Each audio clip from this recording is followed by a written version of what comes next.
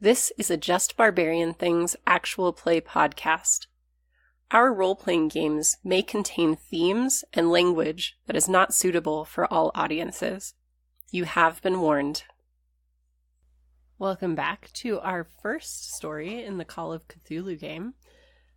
Just to kind of recap from last time, I figured we'd talk a little bit about where you were, since in the last session we did a recap of your evidence. I think we can do a recap of the action this time. Yeah, last time I was in a basement with an animated Tibetan sacrificial ceremonial dagger.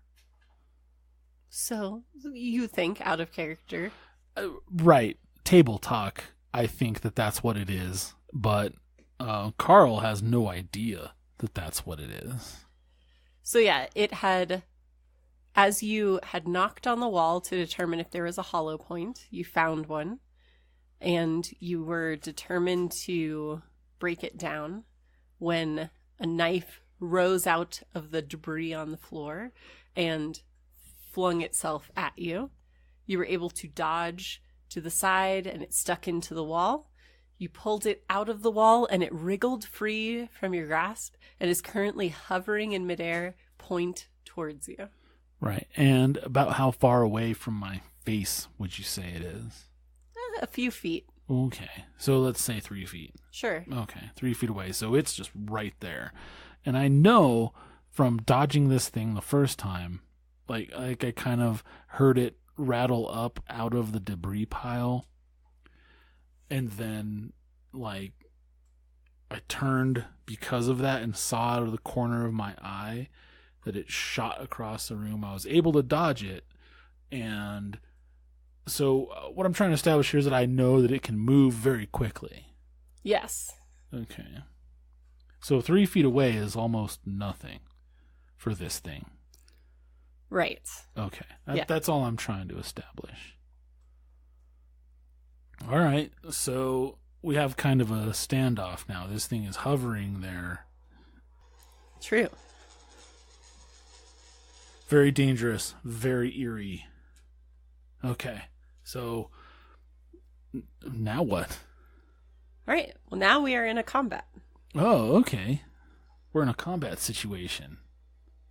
So the knife wriggled free, is currently facing you in the air. What is your dex? My dex is very high. It is 90. All right. That is really high. So you will get to go first. What do you want to do? All right. So I feel like this thing is kind of the key, maybe a key component in my overall investigation. What I'm trying to do here. I don't know that it's necessarily a guardian, maybe. Like, I want to necessarily subdue it, not destroy it, is the point. And I don't know, however, that, again, table talk. I don't know if I have the, wits or what have you for Carl to have the presence of mind to make that judgment call. So what stat would I check to determine if that's the case? Well, to determine that what's the case exactly? If Carl would have the presence of mind to decide to try to subdue this thing rather than destroy it so he can examine it subsequently. I mean, you can use your int if you want. Okay. So his int is 75. Okay. So that's pretty respectable. I mean, you can roll it if you want to. Okay. So we're going to find out if Carl has the presence of mind to try to subdue this dagger so he can examine it later rather than just destroy it as a threat outright. Okay. So his int is 75, so I want to roll under that. Is that right? Correct. Okay. So here we go. 62. So you make it. Not lower than his, grand success numbers, but hard success. But respectable. Okay. So he's able to make that call. Gotcha. Kind of shrewdly decide. All right, let's see what we can do with this thing. Right. Okay. So rather than going straight for shooting it out of the air with his pistol,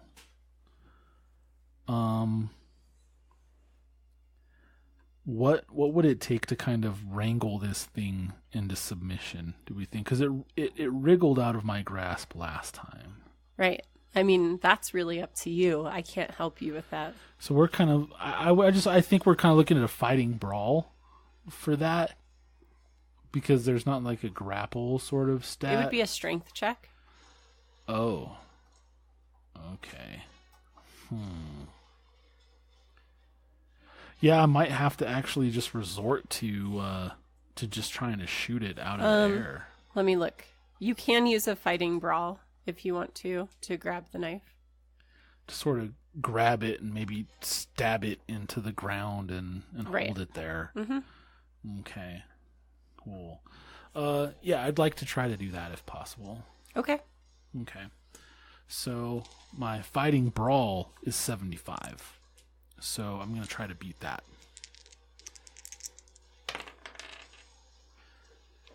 And all right.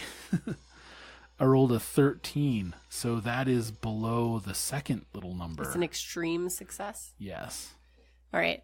And I rolled a failure. Oh. So you're 2 levels of success higher.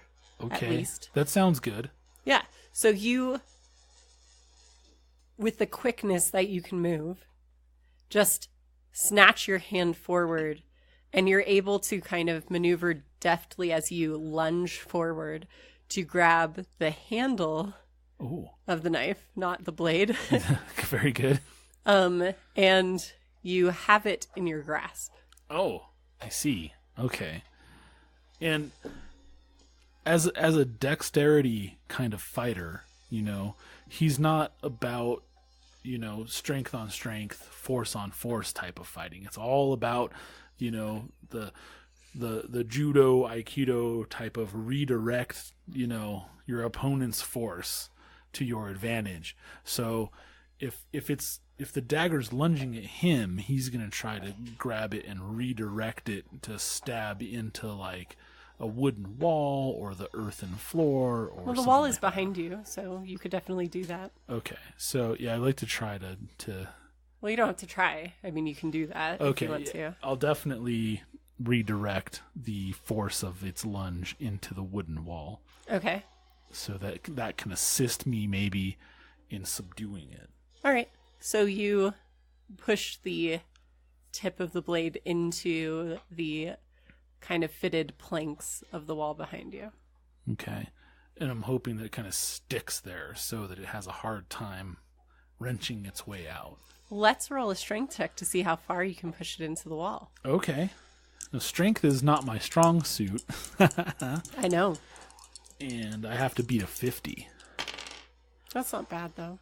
46. There you go. So yeah, you're able to put it far enough into the wall that it's, pretty secure at this point. You can see it's like wriggling and wiggling, but it's pretty well stuck into the wood. With a satisfying thunk, so to speak. Sure. Okay. So if I feel like this thing is kind of grappled, kind of restrained for a turn, right? I want to see if I can examine it at all and learn anything about it. Okay. Well, what do you want to do? I think that the first thing I would do is see if it, ticks off any of my occult knowledge, boxes, so to speak. Okay. Which is fairly low, but still something that is worth, exploring. Okay. So I'm going to roll occult. Is that right? Yeah, you can. That's what you offered. Okay, so that's 30. So I'm going to try to beat a 30.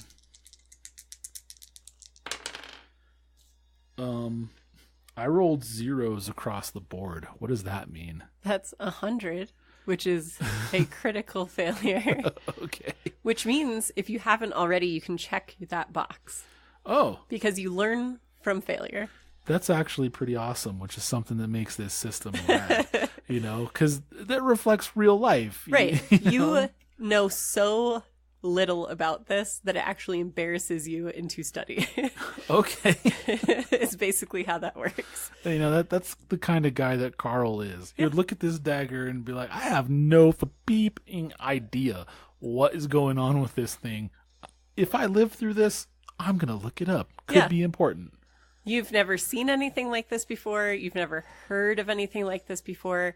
I mean, you're probably pretty shaken by the fact that a dagger is flying around at you in the first place. Mm-hmm. So you're not really in a state where you can easily make that determination. And just to be fair, you were saying you got a 10 and a 00, right? I got a 10 on my, 10 digits and a 00 on my tens place. Just making sure. A 10 on my ones place and a 00 on my tens place. Okay. Sorry, these dice are heck confusing. Sorry, barbarians. We can get you a D100 if you want. You know, I might have to get one of those ping pong ball things for my self. Little shaker. Okay. So you've subdued the knife, you think, to the best of your ability. Mm-hmm. But you, at this point, do not know anything about it. Other than it is a crazy, perhaps magical knife of some kind. All right. It seems, again, with my level of intelligence, it seems to have a degree of sentience. Is that right? Or is it just wildly attacking anything that moves? I think with your occult roll, you don't know if it's being controlled or if it's sentient. Okay. I'd like to see if it understands overwhelming force. Does it know, hey, you need to settle down or you're going to be destroyed, or if it cares. And what I propose is, if I can hold it in place with, by leaning against it, I have the handle gripped in one hand, but then I lean into it with my body weight into the wood to sort of keep it from wriggling free. I can draw my pistol with the other hand and place it against the, the end of the handle that is the heads, the sculpted faces on it. And see if it understands my intention. Hey, settle down. You have a gun to your head, so to speak. And if you don't stop acting up, I'm going to be forced to destroy you. Okay. So you do all of those things. Okay, cool. And you have your hand on the blade because you're pushing it into the wood as you do this? No, I was thinking of holding the handle with one hand, not necessarily the blade. Well, what I mean is you have a hand on the knife. Yes. So you don't feel it wiggling anymore. Okay. So it seems like it understands overwhelming force, it stopped moving. Okay, so I have this thing subdued, but I looked at it with, this is completely out of my realm here. I don't know if there's anything else that is going to allow me to gather any more information about this. Maybe at a point where you have time to really look into it. Okay. But at this point, with your adrenaline going and everything, you don't think that you'd be able to glean much more about it. Okay. Yeah. I think at this point, I'm just going to have to put it down. Well, I mean, it's in the wood. Oh, it's stuck and it stopped moving? Right. Okay. I'd like to back away from it, kind of covering it with my pistol, sure, ready to shoot it if it moves at all. Sure. If I see it wiggle. Make a spot hidden roll. Spot hidden. Okay. Spot hidden is not among my remarkable talents. So I have to beat a 25. So this is a steep order right here. But we succeeded. I got a 17. All right. Have you already checked that skill? I have. Okay. So I'm assuming you have your kind of lantern, your lamp in one hand, Okay, yeah. and your gun in the other, so that you can see. Yes.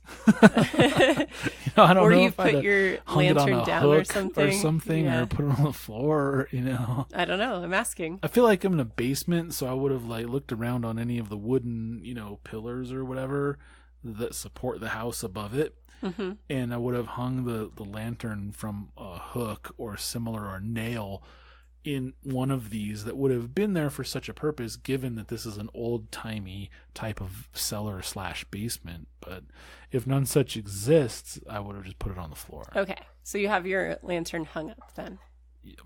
If possible, yes. Yeah. Okay. So you're covering it with your weapon and, you're squinting your eyes in the half dark to see if you can notice any movement or any changes in its position, and you don't see it moving at all. Okay. I feel like this thing just had to be defeated. You had to show it who's boss, or destroy it. I don't know.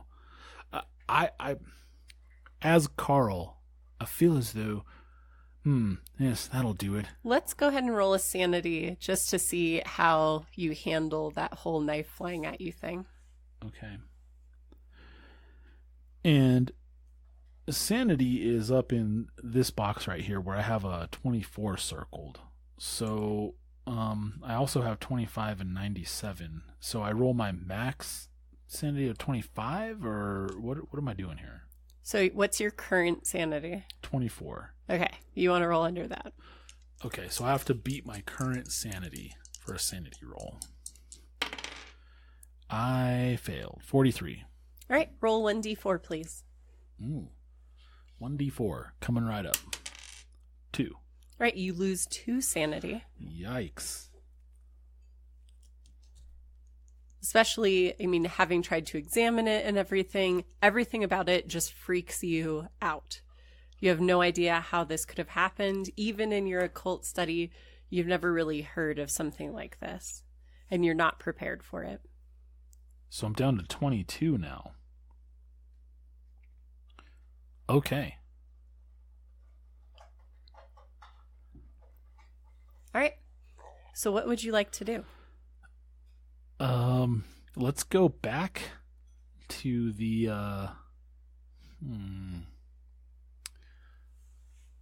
So this thing's stuck in the wood. It's not moving. I don't know if I want to try pulling it out of the wood or not. That seems a little foolhardy. I'm going to try and keep an eye on it, but let's go back to the hollow section of the wall. Okay. It's kind of next to the area where the knife is. Okay. So I found this hollow area. Right. In the wall. And this is just kind of, is it plastered over or like... No, you have these kind of tightly fitted boards that cover all of the walls. If I recall correctly, I was able to prise these boards away with my hands previously. No, those were the boards that were nailed onto the cabinet upstairs. Okay. You have not tried to pry at these boards at all. Gotcha. Okay. So I'll try to pry at these boards with my hands. Not like my life depends on it, but... All right, make a strength check to see what you can do. To test their strength. Okay. Are they better than strength 50? 47. All right. So it definitely takes some effort, mostly to find purchase for your fingers because the boards are fit so well together. Ooh, quality craftsmanship. Yeah. But with some working at it, and especially kind of feeling along until you find like a warped area of the wood and things like that, you can start to pull the boards away, and you see that there is a sizable kind of crawl space behind the wall. Okay. But it's very dark on the other side. Oh no. I'm going to need to take my lantern with me. If possible. You have 2 hands. You can do whatever you want. For now. Okay, I'll retrieve the lantern. I'd like to retrieve the lantern and explore the crawl space. All right, so you're going to pull down more boards? Yes. Okay. So as you pull down more boards, I want you to make a spot hidden roll. Ooh. So, fun fact, pro tip, spot hidden is important in these games. At least in you this said that game. last time, too. Whoops, that doesn't count. Okay. Ooh. I rolled a 15. Oh, so close. But better than my main score. Okay, so it's a success. Yes. So you are able to spot before they startle you a pack of rats in the wall that kind of scurries out of the hole that you've made towards the light and like runs up the stairs past you and stuff like that. Okay. All right. So the rats scurry past you. You kind of like move out of the way suddenly, but they don't catch you too off guard. You were able to see their little beady eyes shining back at you in the lantern light.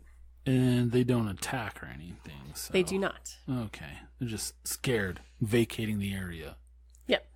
Okay. I mean, unless you're going to try to stand in their way or something. No. I'd like to jump out of their way. Like, yeah. Ugh, Let's just make a general dexterity check. Okay. Here we go. 44. So, Yeah, you're fine. Easily. So you kind of just like take a quick 2-step back and they scurry past you. Okay. And you continue to pry down boards until you have a hole big enough for you to fit through. All right. To get into the crawl space, which in the light of your lantern looks like it spans the rest of the underhouse. Okay. So I can't see the end of the crawl space from here. It's just kind of fades No, into you darkness. can. I mean, you have enough light with your lantern that you can see that it appears to match the shape and size of the house above. Okay. You found the rest of the basement, basically. All right. Yeah, I'm going to enter the crawl space with my lantern. All right. So as you move forward, you see a couple of things. The floor here is earthen, just like the floor in the basement that you were in before. Okay. But you see that there is a couple of pieces of furniture in here. So this isn't like a tunnel. This is like a little access through the wall to another room. Right. Oh, okay. Got it. All right, I was a little unclear on that. Sorry. Sorry. I straight up told you that it was like the size of the rest of the house. Yeah, not your fault. That was my bad. Okay. All right. So there are a couple of pieces of furniture that you can see in the light of your lantern. There is a table in this room. There's also a simple wooden, well, really what looks like a pallet. Oh, okay. Like a pile of blankets on the floor where someone might sleep on the floor, kind of a pallet, or... No, like a wooden pallet. Got it. Okay. And you can see something lying motionless, seemingly dead, on the pallet. Oh. All right. Yeah, I'd like to investigate that thing and walk up to it and shine the light more directly on it, see if I can determine what it is. So you walk towards the center of the room, towards where the pallet is, and you see a drawn, wooden-looking figure of some 6 feet in length, Ooh. skinny, naked, Ugh. with ghastly wide saucer-like eyes and a nose like a knife blade. You see that there's a chain resting around his neck, and he's lost all of his hair, and his shrunken gums make his teeth look very long. And you smell a sharp, sweet, churning scent, sort of like rotten corn. Oh, no. No, this isn't good. That's not good. I'm not happy. This isn't what you wanted? This is not what I wanted to find in here. What the heck is that thing? No. This is awful. So let's go ahead and make a sanity roll. Yeah, you think? Now I have to beat my even lowered sanity of 22. Yeah, no, that's a 60. Okay, roll 1d8, please. Oh, okay. 5. All right, so you lose 5 sanity. Oh, God. Yeah, I'm not cut out for this kind of What stuff. was your total sanity before you started losing sanity? What was your original starting sanity? I started the game at 25 with like 97 in the other. That's your max. Yeah. Yeah. And what do you have now? I had 22. Now I'm down to 17 because I just lost 5. All right. So we are going to go ahead and give you a little bit of a condition. Yeah. I mean, I was okay with the flying knife. That was all right. This chained up thing and the walled off bit. What? This soul eater down here or whatever it is. Not cool. All right. So I'd like you to roll 1d10, please, so we can determine what type of bout of madness that you're going to have. All right. 1d10 coming up. 1. All right. So you have some special talents from being a pulp character. Okay, yeah, that's like true. Like your quick draw and things like that. Yes. You forget that you have any of these abilities. Oh, no. You are your mind is reeling and you're kind of losing yourself right now. All right. Okay. And as you kind of step back in horror at what you're seeing, the figure rises up off of the pallet without really like pushing himself up. You know, that very stereotypical vampire out of the coffin.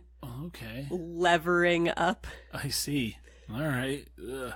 That's even worse. And he turns to face you, his eyes bright in the lantern light. Okay. And his fingers, which are elongated in his half-shriveled state, are very claw-like in nature. Okay. However, you are faster than he is. So what would you like to do?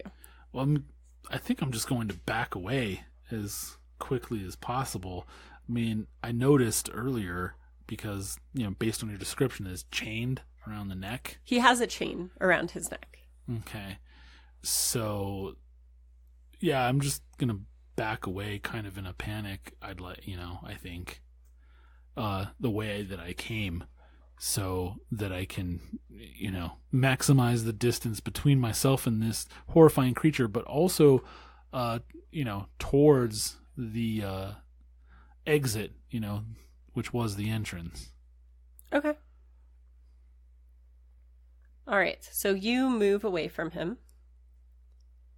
And then he just continues to press forward towards you. Okay. And he's going to reach out with his gnarled claw-like fingers. Oh, no.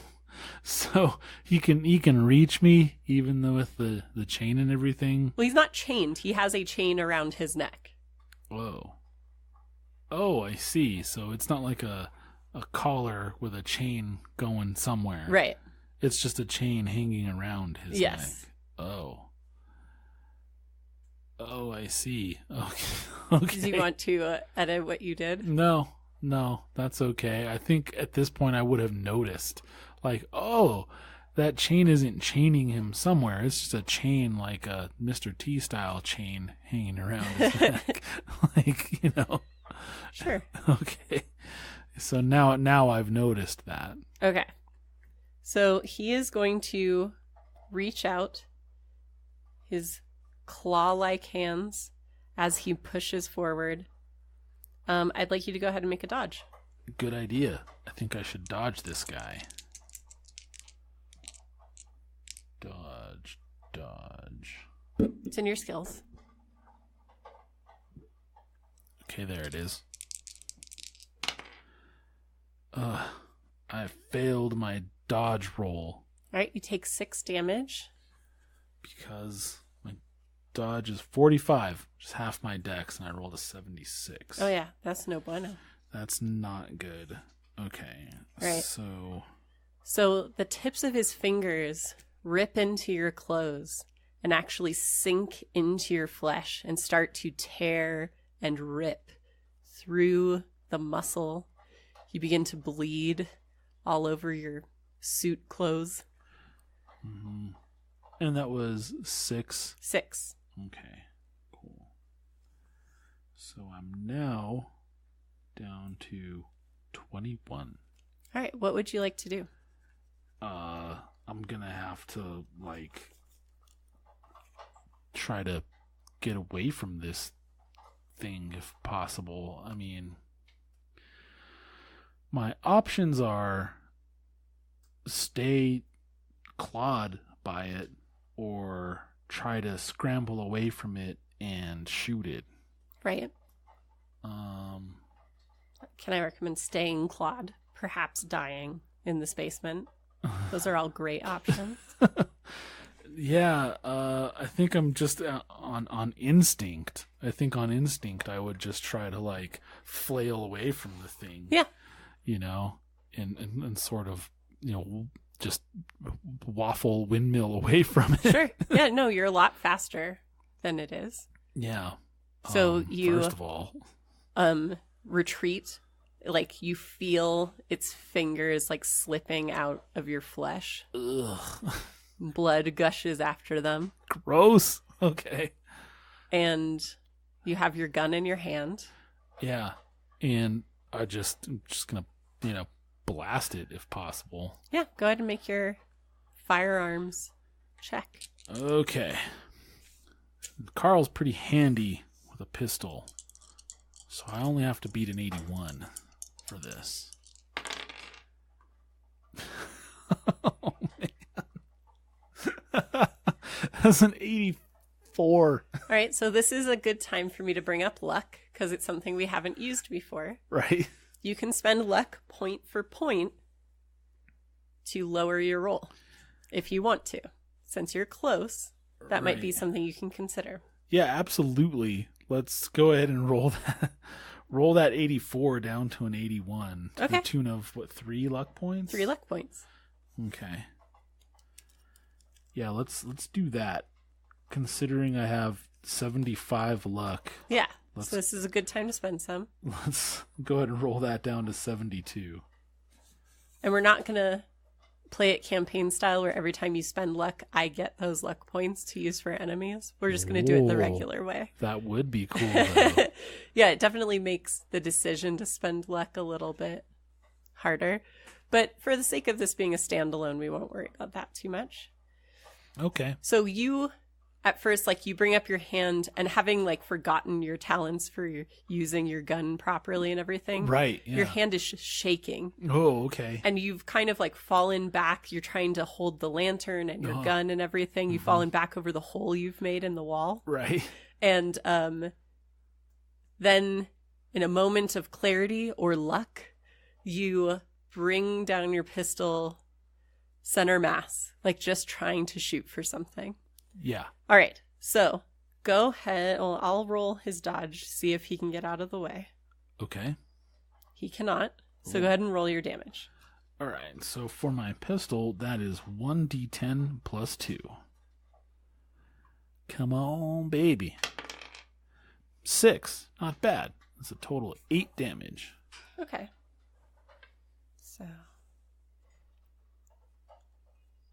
So this creature, whatever it is, it's not really one that you would consider of flesh and blood.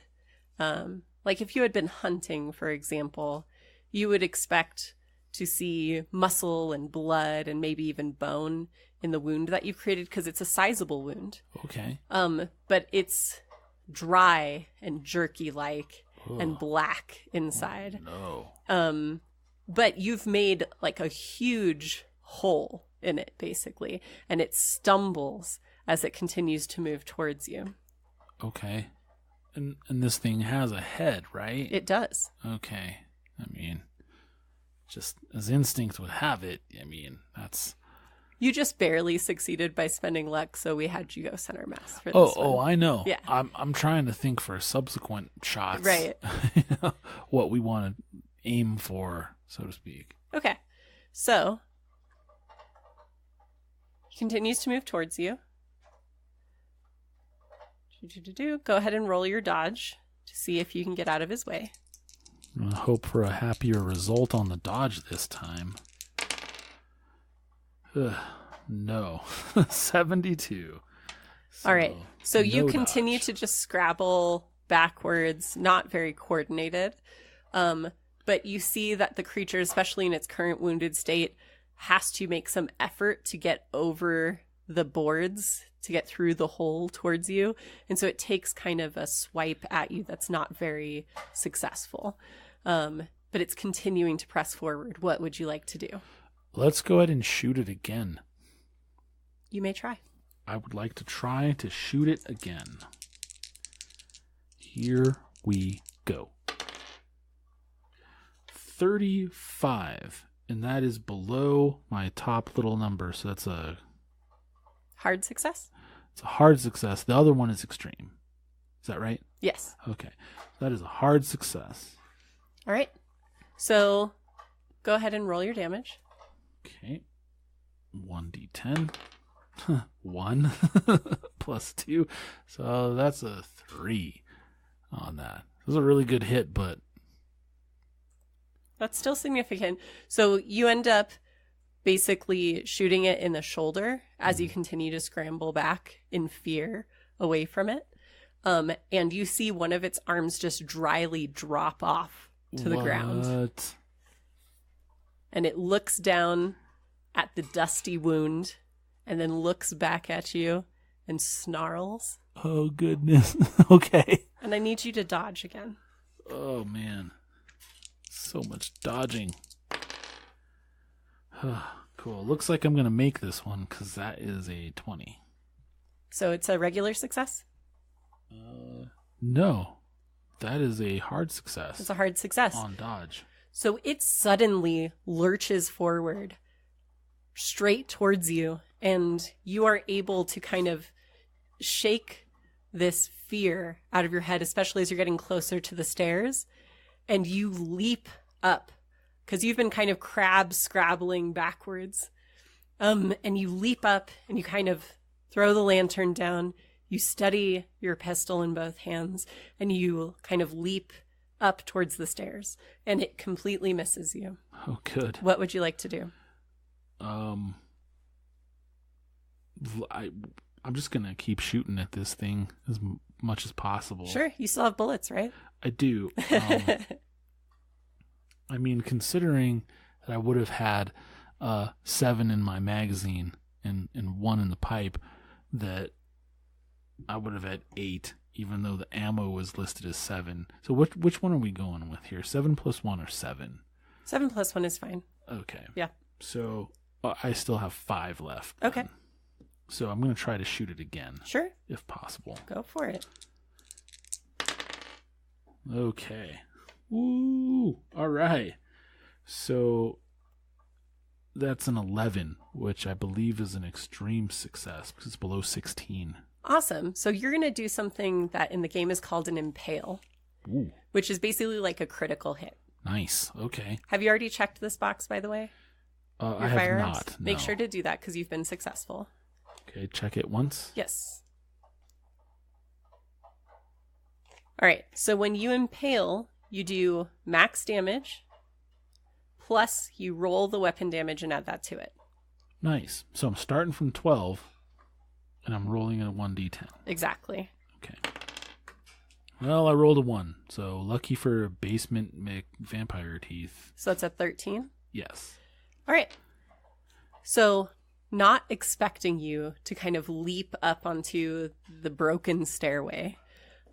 It's not prepared when, as part of that move, you've thrown the lantern down. You have your pistol in both hands. You've leapt backwards to get a good sight on it, and really a little bit of elevation. Oh, yeah. And you level your pistol right at its face. Ooh. And you pull that trigger, and there is a huge, loud bang. Obviously, it's a gun in this echoey kind of basement. Right. And its head just kind of blows apart into this strange combination of dust and jerky and dusty jerky. Yeah. Little like feathery filaments of skin, leathery bits, just everywhere behind it. Okay. And the rest of the body falls to the ground. Oh, okay. I feel like I beat this thing. Kind of breathing. Did you check your dodge, by the way? No. Okay, make sure to do that. Okay. All right. Now, I'm going to give you a moment to collect yourself. Yeah. I would like you to choose to either roll your int or your edu to kind of piece some things together. But I'll give you, it's your choice. Okay. I think we're going to go with int. Okay. As I'm crouched on the broken stairs, panting right now. Yeah. With my smoking pistol in my hands. Okay. Rolled a 69, dude. Whoa. Which is a regular success. All right. So as you kind of catch your breath and you can feel kind of the broken pieces of your mind start to knit back together, and you're kind of remembering yourself and your training. And then you start to think back on the evidence that you gathered before you came down here. Mm-hmm. And something kind of rings in your mind about the body of one Walter Corbett being interred in the basement of his home. Right. That's right. He was buried in the basement of his home. Could that have been Walter Corbett? And then you remember there was a table in the room. There was. Okay. Huh. I don't know if I have the nerves to examine the body of the creature yet. Sure. But if I do... Well, to be fair, the bout of madness that you got had nothing to do with fear. It was all about kind of losing yourself a little bit. I see. So you certainly could examine him if you'd like to. Yeah, I'd like to examine the body then, if sure. possible. Typically, this would be medicine, depending on what you were looking for. So what kind of examination are you doing? I want to look at the physical evidence. I want to look at the chain. I want to look if there's any clothes, any stuff like that. All right, so what skill are you using? For physical evidence... I mean, if you're just looking for something out of the ordinary, that would be spot hidden. If you're trying to place him in time, that's something along the lines of history. You have a lot of options here for how you want to approach the situation. Okay. History is bad. Yeah, I think I'm going to have to go with spot hidden to see if there's just anything that... Sure. Is out of the ordinary that kind of jumps out at me. I think that's good. All right. So I made a successful spot hidden roll before. But this one's tough for me because it's only 25. Yeah, 47. Not going to do it. Yeah, and I don't think you want to spend that much luck. No. Yeah. Oh, no. He's hard to look at. I mean, there are bits of... what should be gore, that it's kind of like almost like you exploded something that was preserved or stuffed almost. So like a football filled with beef jerky and dust. So as you start to examine, it just kind of makes you feel really uneasy and sick. So you're not really able to get much out of it. And I can't see anything about the chain around its neck specifically. Well, what are you looking for there? Well, I noticed that there was a chain before, Right. So looking at the chain that I know is there. So why don't we push more your roll closely. if you want to? Okay. So when you fail at something that's not combat related, you can push your roll, which means you roll again. However, if you fail, it is a critical failure. Okay. Yeah, let's try it. Okay.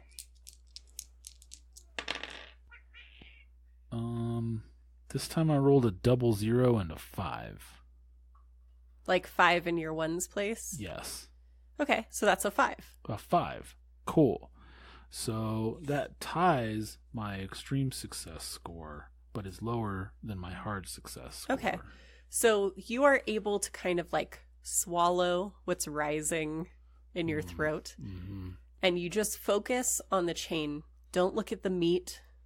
Look at the chain. Right. And you notice that the chain is kind of forged.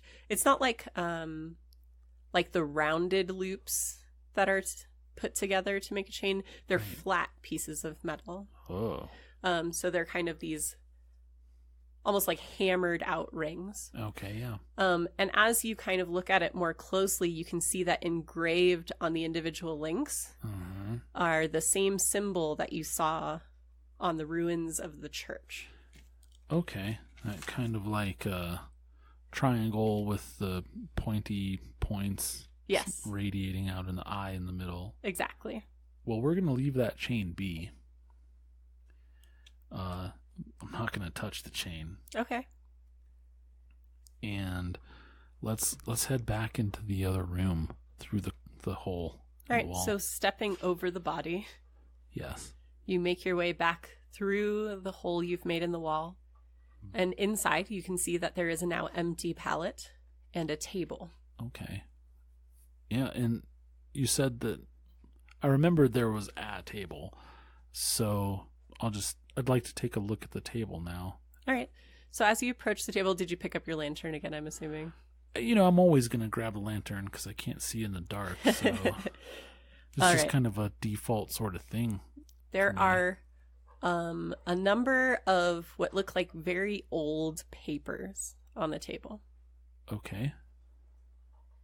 And by the light of the lantern, am I able to read these? Can I try to read these? Some of them are so old and weathered and like desiccated that you can't really make out what's on them. Mm-hmm. One of them appears to be a very detailed horoscope of some kind. But that's all you could make out from just like looking at it with the lantern. Okay. I can put all these papers in my satchel, I suppose, for later examination or collaboration with another expert or with an expert. Right. I think. If I can't examine them here, I'd like to see if I can keep them for later examination. So you're going to pick them up? Yes. So when you touch the papers, they crumble to dust in your grasp. No. Oh no! I wasn't able to determine the significance of the papers. And they crumble to dust, you say? Yes. Okay. What else do we have here on this table? That appears to be it. Oh. So you could certainly, if you want to make an int roll, see if you can remember what you were able to make out and transcribe that into one of your own books. Yeah, I'll see if I can make a transcription from my short-term memory while it's still fresh in my mind. 46. My int is 75. Nice. So yeah, you frantically, like you're feeling around like your bag's not down here with you. Or was it in the basement with you? Because you climbed down, so I assume not. No.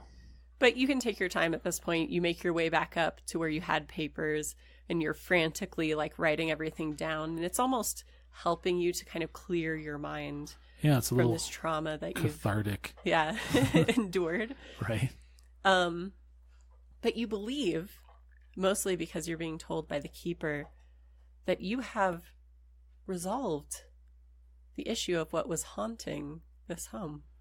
Put it to rest. Killed the creature in the swamp. Not in the swamp. in a manner of speaking, because it's not a swamp; it's a basement. And it's not in New Orleans, so it's not swampy. But all right, so I'm just going to give you a little bit of an. What's it? Is it an epilogue at the end? Yes. Okay. Prologue at the beginning, right? Right. Okay. It's a little bit of an epilogue. Okay. You get all your things together, including the strange books and journals that you found.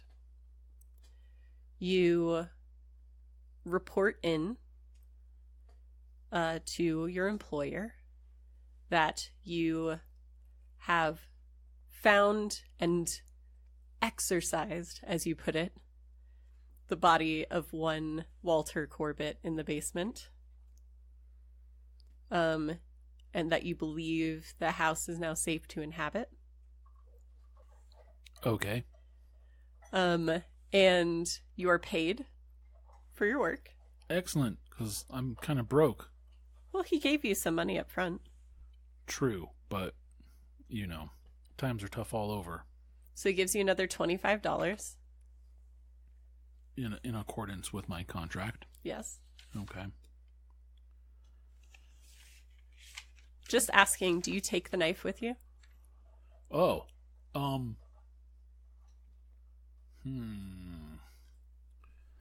the way out of the basement. Yes. I think I would have eyed the knife. One more time? Right. Okay. I would have looked at it and thought,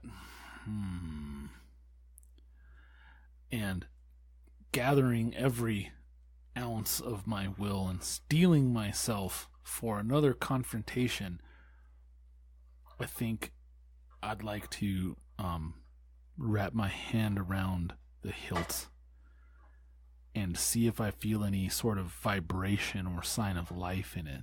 All right, go ahead and make a spot hidden. 49 versus 25, so no. Yeah, you don't feel anything. Okay, so since that's the case, I feel like the energy, the life has kind of gone out of it. So bracing myself for another struggle, I'd like to try to, wrench it from the wood in which it's stuck. Yeah, you pull it out of the wood. It takes you a few kind of wiggles and pulls because you got it in there pretty good last time. Mm-hmm. And the knife is in your hand. You don't feel any movement or anything like that. What would you like to do?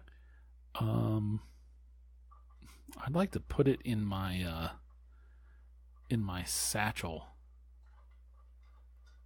Okay. And yeah, for now. I mean, until I can come up with some sort of lockbox for it or something. I like to kind of strap it in there. All right. So over the next few days, you are able to construct kind of a case for this knife. You also are able, if you'd like to read through the journals. Yes. All right. So you gain 4 Cthulhu mythos. Ooh. From the journals? Yes. Okay. Wow. That puts me up to 6. And you have learned some magic. What? So on your second page, there should be an area where you can write in kind of rituals and spells and stuff like that. Yes. Arcane tomes, spells, and artifacts. Yes. Okay. So you've learned a spell. Okay. It is summon/bind. Dimensional Shambler. Oh, wow. Okay. You also notice over the days that follow that the place where you were injured by Walter Corbett's claws become pretty viciously infected. Oh, no. You end up having to go into the hospital, and it takes weeks for you to recover. Oh, wow. But you do make a recovery. Oh, managed to convalesce. And as you're finishing up your recovery in the hospital, you receive a letter. Okay. The return address and the seal identify the letter as being from the Miskatonic University. Okay. In Arkham, Massachusetts. Ooh, I see. What does it say? The letter states that they have heard of the excellent work you have done in exploring the strange and occult. And they invite you to attend the university as a guest lecturer, for which you will be paid. I see. Okay. Hopefully plus expenses. The offer appears to be very generous, and it covers your travel expenses. Nice. As well as offering you room and board while you are at the university. Okay. Excellent. This sounds good. I'm in need of a new gig. And so you begin to plan your journey, which will require going by road through, just not too far, but you have to take a little bit of a roundabout way to get there because it's in a little bit of an out of the way area. Okay. Like I could take a train, but then I'd have to take a bus or a cab or something. Right. Okay. So you're planning your route. And this is, where are we time-wise? 58 minutes. All right. So let's go through the process of, as you're recovering and spending all this time, you would have been able to kind of learn from the experiences that you've had. Fair enough. So this is the equivalent of leveling in this game, because you don't really level, right? But you do improve skills. You improve based on successes and failures. Yes. Okay. So let me grab the rules. We're going to start with your sanity because that's a little bit different in Pulp Cthulhu. Yeah, I was down to 17 out of 25 that I had started with out of a max of 97. All right, so you do recover your hit points that you lost. Okay, good. So that puts me back up to 27. All right, during the course of your reflection and recovery in and out of the hospital and things like that, you spend some time with things that are comforting to you, like your coin collection. And that's able to help you kind of work through and forget the issues that you had. Can you stop? All right, so I need you to roll 1d10. 1d10. 10. All right, so you regain 10 sanity points. All right, cool. So my max is 97. I started at 25. You were at 22, though. I was at 17. Oh, you're at 17, so now you're at 27. So, okay. So you just add that. You can't exceed your max, but you can exceed your starting. Yes. Okay. And then when we start the new story, 27 will be your starting point instead of 25. Sure, that makes sense. Okay. All right. Now, for every skill that you have a checkbox for, we're going to do a roll. Okay, so we're just going to start maybe alphabetically. Sure. Or whatever. Okay. So, what's the first skill you have checked? Climb. All right. So, go ahead and roll your climb, just as usual. Now, before we go, just in case you believe in intention, your goal is to fail these rolls. Oh, I see. Okay. Not to succeed. Yeah. Okay. Got it. All right. I'm trying to beat a 70 for climb. Because it's harder for you to improve skills you're already good at. 13. All right. So your climb does not improve. Okay. So do I uncheck that You one? can uncheck that box now. Okay. Next is dodge.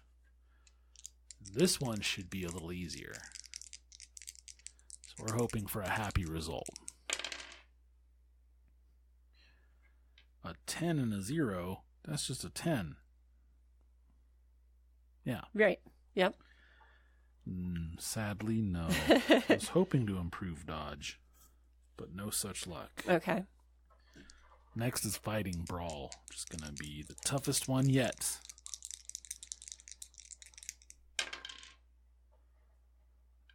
And 51, again with a no.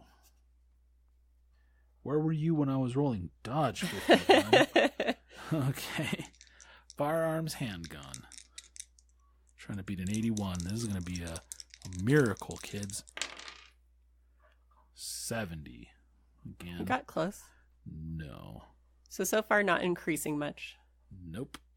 But again, you're looking at a lot of skills you're already good at, which are supposed to be difficult to increase. True. So. Except for dodge. Except for dodge, which you just got shit luck on. Rolled crappy on. Yeah. Okay, next is listen. 50. So no improvement there either. So I had to beat a 70. Oh, you're good at listen. Yes. All right. So here we have a cult. I only have to beat 30.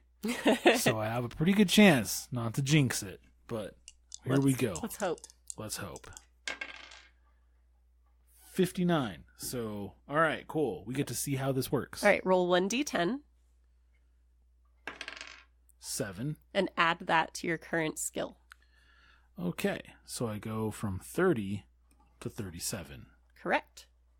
And that also affects my little numbers. That is correct. So I'll grab those for you. Okay. So you're at a 37? 37. So your little numbers are 18 and 7. Okay. Next up is Spot Hidden. And not to jinx it, but I should be able to beat this one with flying colors. My Spot Hidden is only 25. So let's see if I jinxed it. 46. No right. jinx. So roll 1d10 and add that to your skill. All right, here we go.